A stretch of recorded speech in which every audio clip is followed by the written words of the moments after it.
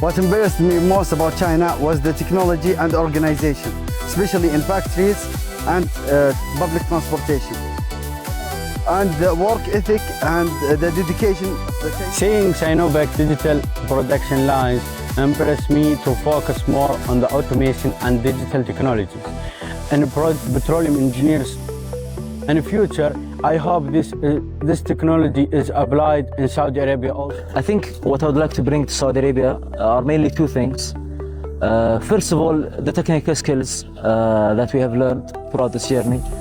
And the second thing is the mentality. From what I have seen and from my interactions with Chinese people, and when it comes to whether I would join Sinopec or not, I actually would be honored to do that.